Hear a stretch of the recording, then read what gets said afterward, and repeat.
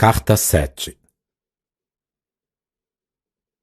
Meu querido Vermelindo, fico espantado com sua pergunta se é essencial manter o paciente na ignorância quanto à sua própria existência. Essa questão, ao menos para a fase presente da luta, já nos foi respondida pelo alto comando. Nossa política para o momento é de nos mantermos ocultos. Claro que isso nem sempre foi assim. Na verdade, estamos nos deparando com um dilema curioso. Quando os seres humanos deixam de acreditar em nossa existência, perdemos todas as consequências prazerosas do terrorismo direto e deixamos de produzir bruxos.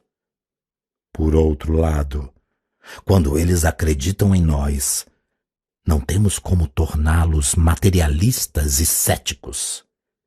Pelo menos por enquanto. Tenho muita esperança de que iremos aprender em pouco tempo como apelar aos sentimentos e transformar em mito a ciência deles, a ponto de aquilo que é, com efeito, uma crença em nós, embora não com esse nome, se infiltrará de mansinho, enquanto a mente humana permanecerá fechada à crença na existência do inimigo.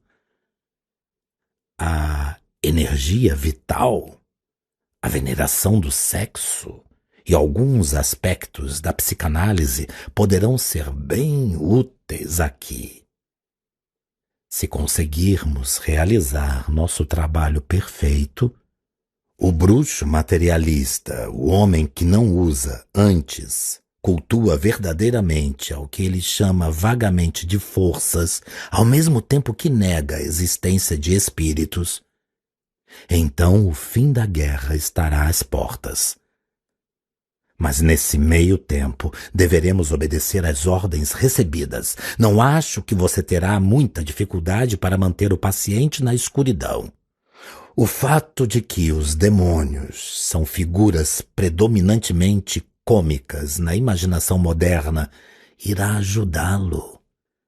Se qualquer suspeita tênue de sua existência começar a surgir na mente dele, sugira uma imagem de uma entidade em trajes vermelhos e convença-o de que, já que ele não pode acreditar nessas coisas, trata-se de um velho método de manual para confundi-los. Também não poderá acreditar em você. Não esqueci da promessa que fiz de avaliar se devemos tornar o paciente um extremo patriota ou um extremo pacifista. Todos os extremos, exceto a devoção extrema ao inimigo, devem ser encorajados. Nem sempre, é claro, mas principalmente nas condições atuais. Algumas épocas são apáticas e complacentes, e o nosso trabalho é deixá-las ainda mais calmas e embalá-las mais rapidamente no sono.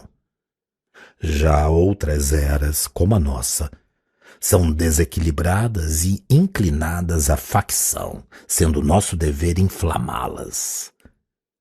Qualquer círculo de pessoas reunidas por algum interesse desprezado ou ignorado por outras, tende a se desenvolver em um caldeirão de admiração mútua e também a gerar uma grande quantidade de vaidade e ódio para com o mundo exterior, os quais são alimentados sem nenhum pudor. Tudo pela causa, que é seu patrocinador e é considerada impessoal. Isso é assim, mesmo quando o pequeno grupo existe originalmente para os propósitos próprios do inimigo. Queremos que a igreja permaneça pequena, não apenas para que menos pessoas possam conhecer o inimigo, mas também para que aqueles que o conhecem possam adquirir a intensidade inquietante e o falso moralismo defensivo de uma sociedade secreta ou de uma panelinha. É claro que a igreja em si é defendida com veemência, portanto, não tivemos ainda sucesso em dar a ela todas as características de uma facção. Mas facções subordinadas dentro dela muitas vezes produziram resultados admiráveis das partes de Paulo e Apolo, em Corinto, até o baixo e o alto clero da igreja anglicana. Se o seu paciente puder ser induzido a se tornar um contestador consciente, ele automaticamente se identificará como membro de uma sociedade pequena, organizada, impopular, mas com voz ativa. E os efeitos disso sobre alguém tão recém-chegado ao cristianismo quase sempre serão positivos, mas apenas quase. Será que essa pessoa já teve sérias dúvidas sobre a legalidade de servir em uma guerra justa antes da atual ter começado? Será que ele é um homem de grande coragem física, tão grande que não terá quaisquer dúvidas sobre os reais motivos de seu pacifismo? Será que, quando estiver bem perto da honestidade, nenhum humano jamais estará muito perto, ele vai se sentir completamente convencido de que agiu plenamente impulsionado pelo desejo de obedecer ao inimigo?